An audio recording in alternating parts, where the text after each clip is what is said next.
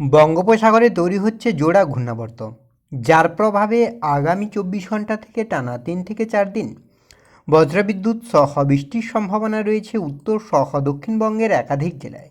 সেই সঙ্গে বাংলাদেশের বিস্তীর্ণ অঞ্চলেও কিন্তু বজ্রবিদ্যুৎ সহ বৃষ্টির সম্ভাবনা থাকছে। তো দেখতেই পাচ্ছেন এইখানে বঙ্গোপসাগরে কিন্তু একটি ঘূর্ণাবর্ত তৈরি হচ্ছে। পরবর্তীতে সেটা ক্রমশই আপনার বাংলার দিকে এসে দক্ষিণবঙ্গ, বাংলাদেশ এবং উত্তরবঙ্গের ক্ষেত্রেও কিন্তু বজ্রবিদ্যুৎ সহ বৃষ্টির পরিস্থিতি তৈরি করছে। এছাড়া আপনার এদিকে উড়িষ্যার বিস্তীর্ণ অঞ্চলেও কিন্তু বজ্রবিদ্যুৎ সহ বৃষ্টির সম্ভাবনা তৈরি হচ্ছে। আর আলিপুর আবহাওয়া দপ্তর অফিসিয়ালি যেটা জানাচ্ছে যে আগামীকাল আপনার বর্ধমান, বীরভূম, মুর্শিদাবাদ আর দুই মিদনাপুরের বিস্তীর্ণ অঞ্চলে কিন্তু বৃষ্টির সম্ভাবনা থাকছে। পরবর্তীতে কিন্তু এই বৃষ্টি যেটা হবে সেটা কিন্তু আরও কন্টিনিউ করবে।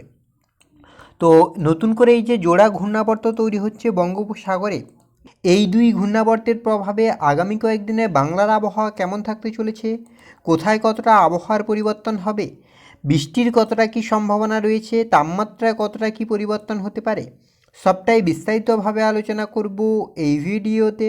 তাই ভিডিওটি অবশ্যই শেষ পর্যন্ত দেখুন। আর এই মুহূর্তে আপনার অঞ্চলে আবহাওয়া কেমন তাও বিস্তারিতভাবে কমেন্ট করে জানান। সেক্ষেত্রে সবার প্রথমে যদি আমরা স্যাটেলাইট চিত্রের মাধ্যমে দেখার চেষ্টা করি যে ঠিক এই মুহূর্তে বাংলার আবহাওয়ার পরিস্থিতি কী রয়েছে, কোথায় কতটা পরিবর্তন, তারপরে অবশ্যই আমরা আলিপুর আবহাওয়া দপ্তরের অফিসিয়াল আপডেট, মেঘলা আকাশ এবং আপনার তাপমাত্রার দিকে লক্ষ্য করব।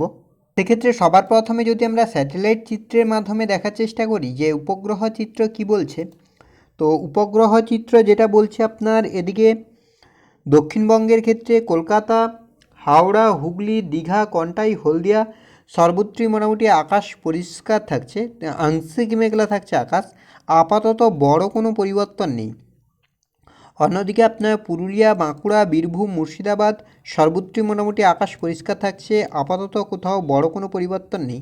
অন্যদিকে মালদা, দুই দিনাজপুরের ক্ষেত্রেও মোটামুটি আকাশ পরিষ্কার থাকছে। এদিকে হিমালয়ের পাদদেশ সংলগ্ন 5 জেলাতেও মোটামুটি আকাশ পরিষ্কার থাকছে। এদিকে বাংলাদেশ এবং ত্রিপুরার ক্ষেত্রেও মোটামুটি আকাশ পরিষ্কার থাকছে। আপাতত সেভাবে বড় কোনো পরিবর্তন লক্ষ্য করা যাচ্ছে না। এবার যদি আমরা একটু আলিপুর আবহাওয়া দপ্তরের অফিসিয়াল আপডেটের দিকে লক্ষ্য করি যে অফিসিয়ালি কী আপডেট দিচ্ছে আলিপুর আবহাওয়া দপ্তর, কোথায় কতটা পরিবর্তন হচ্ছে, সেক্ষেত্রে আলিপুর আবহাওয়া দপ্তরের অফিসিয়াল আপডেট 22 তারিখের আপডেট যেটা বলছে যে 22 থেকে 23 মানে আগামীকাল কিন্তু আপনার বজ্রবিদ্যুৎ সহ বৃষ্টির সম্ভাবনা তৈরি হচ্ছে দার্জিলিং, কালিম্পং, কোচবিহার, আলিপুরদুয়ার জেলার বিস্তীর্ণ অঞ্চলে। আর দক্ষিণবঙ্গের ক্ষেত্রে বৃষ্টি যেটা হচ্ছে আপনার দক্ষিণ 24 পরগনা, পূর্ব মিদনাপুরের বিস্তীর্ণ অঞ্চলে।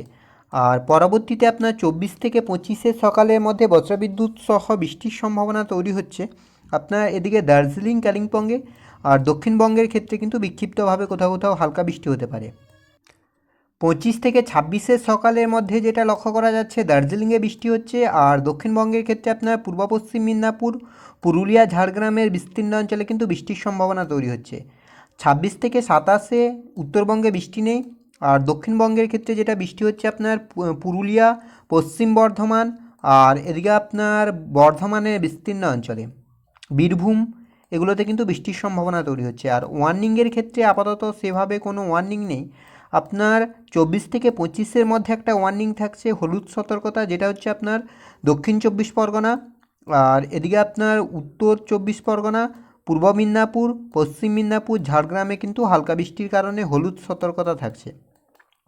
এবার যদি আমরা উইন্ডির আপডেটের দিকে লক্ষ্য করি যে উইন্ডি কী বলছে, সেক্ষেত্রে যদি আমরা মেঘলা আকাশের দিকে লক্ষ্য করি যে কোথায় কতটা মেঘলা হচ্ছে আকাশ, কী পরিস্থিতি তৈরি হচ্ছে, তো মেঘলা আকাশের ক্ষেত্রে যেটা লক্ষ্য করা যাচ্ছে আপনার আগামীকাল শুক্রবার সকাল থেকেই কিন্তু মেঘলা থাকছে আকাশ। বিশেষ করে আপনার বাংলাদেশ লাগোয়া যে অঞ্চলগুলি রয়েছে এগুলোতে কিন্তু বেশি মেঘলা থাকছে। এছাড়া আপনার বাংলাদেশের খুলনা, বরিশাল এগুলোতেও, ঢাকা, ময়মনসিংহ, সিলেট, ত্রিপুরায় বিস্তীর্ণ অঞ্চলে কিন্তু গভীরভাবে মেঘলা থাকছে। অন্যদিকে আপনার উত্তরবঙ্গের ক্ষেত্রে দক্ষিণ দিনাজপুর, উত্তর দিনাজপুর আর এদিকে দার্জিলিং, কালিম্পং, আলিপুরদুয়ার, কোচবিহার এগুলোতে কিন্তু সকাল থেকেই মেঘলা আকাশ থাকছে।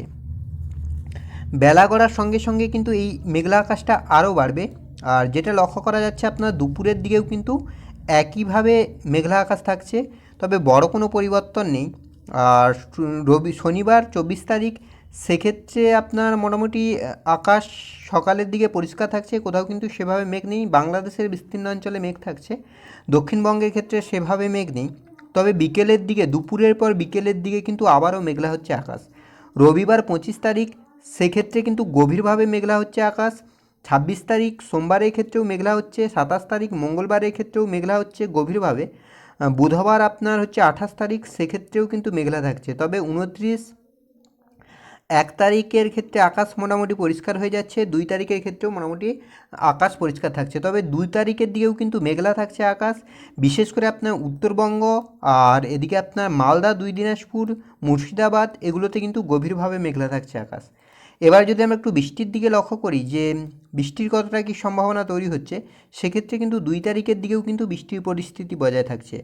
তো বৃষ্টির ক্ষেত্রে যেটা লক্ষ্য করা যাচ্ছে, আজ রাতে আপনার আপাতত সেভাবে বৃষ্টি নেই আপনার দক্ষিণবঙ্গে। আপনার বাংলাদেশের ঢাকা, ময়মনসিংহ, সিলেট আর এদিকে আপনার ত্রিপুরায় কিছু অংশ, এগুলোতে কিন্তু বজ্রবিদ্যুৎ সহ বৃষ্টির সম্ভাবনা তৈরি হচ্ছে। আগামীকালকের দিকে যদি আমরা লক্ষ্য করি, সেক্ষেত্রে আগামীকাল সকালের দিকে 6টা 7টা নাগাদ, সেক্ষেত্রে আপনার সেভাবে আপাতত বৃষ্টি নেই দক্ষিণবঙ্গের ক্ষেত্রে, উত্তরবঙ্গ আর বাংলাদেশের ক্ষেত্রেও সেভাবে বৃষ্টি নেই। তবে ত্রিপুরার বিস্তীর্ণ অঞ্চলে কিন্তু মেঘলা আকাশ থাকছে। 10টা 11টার দিকে লক্ষ্য করলে সেক্ষেত্রেও কিন্তু আপনার সেভাবে আপাতত বৃষ্টির সম্ভাবনা লক্ষ্য করা যাচ্ছে না। বিকেলের ক্ষেত্রেও কিন্তু সেভাবে বৃষ্টি নেই। শনিবার আপনার 24 তারিখ, সেক্ষেত্রেও আপনার সেভাবে আপাতত বৃষ্টির পরিস্থিতি লক্ষ্য করা যাচ্ছে না, মোটামুটি আকাশ পরিষ্কার থাকছে। রবিবার 25 তারিখের ক্ষেত্রেও মোটামুটি সেভাবে বৃষ্টির পরিস্থিতি লক্ষ্য করা যাচ্ছে না। তবে আপনার পশ্চিমের জেলাগুলিতে হালকা বৃষ্টি হতে পারে। সোমবারের ক্ষেত্রেও মোটামুটি আকাশ পরিষ্কার। মঙ্গলবারের ক্ষেত্রেও আপনার বড় কোনো পরিবর্তন নেই। তবে মঙ্গলবার বিকেলের দিকে আপনার বৃষ্টির পরিস্থিতি তৈরি হচ্ছে পুরুলিয়া, বাঁকুড়া, দুর্গাপুর, বর্ধমান, কাটোয়া, আরামবাগ, এদিকে ঝাড়গ্রাম, খড়গপুর, কোলাঘাট, চন্দননগর, কলকাতার বিস্তীর্ণ অঞ্চল, এগুলোতে কিন্তু হালকা বৃষ্টির পরিস্থিতি তৈরি হচ্ছে। 28 তারিখ বুধবার, সেক্ষেত্রে মোটামুটি আকাশ পরিষ্কার থাকছে। 29 তারিখ আপনার হচ্ছে বৃহস্পতিবার, সেক্ষেত্রে মোটামুটি আকাশ পরিষ্কার। 1 তারিখের ক্ষেত্রে মানে আগামী মাসের শুরুতে কিন্তু আকাশ মোটামুটি পরিষ্কার থাকছে, আকাশ মেঘলা থাকবে কিন্তু বৃষ্টির কোনো সম্ভাবনা নেই। 2 তারিখের দিকে কিন্তু বিক্ষিপ্তভাবে হালকা বৃষ্টির পরিস্থিতি তৈরি হতে পারে। বিশেষ করে যেটা বৃষ্টি হচ্ছে আপনার এদিকে পুরুলিয়া, বাঁকুড়া, ঝাড়গ্রাম, খড়গপুরে কিছু অংশ, মানে উড়িষ্যা লাগোয়া অঞ্চলগুলিতে কিন্তু বিক্ষিপ্তভাবে হালকা বৃষ্টির পরিস্থিতি তৈরি হতে পারে।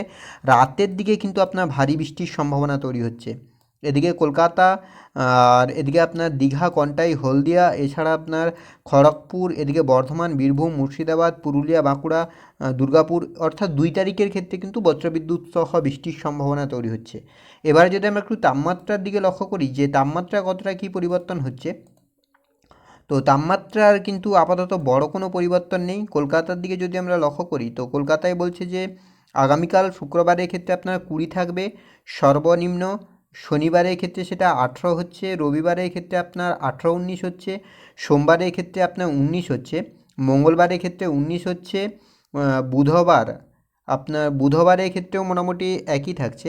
বুধবারের ক্ষেত্রে 17 হচ্ছে, মানে আগামী কয়েকদিনে কিন্তু তাপমাত্রা কিছুটা কমে যাওয়ার সম্ভাবনা রয়েছে, যেটা আপনার থাকবে ফেব্রুয়ারি মাসের 1 তারিখ পর্যন্ত। অর্থাৎ ফেব্রুয়ারি মাসের 1 তারিখ পর্যন্ত কিন্তু তাপমাত্রা কিছুটা কম থাকার সম্ভাবনা থাকছে সর্বনিম্ন এবং সর্বোচ্চ বর্তমান পরিস্থিতির থেকে।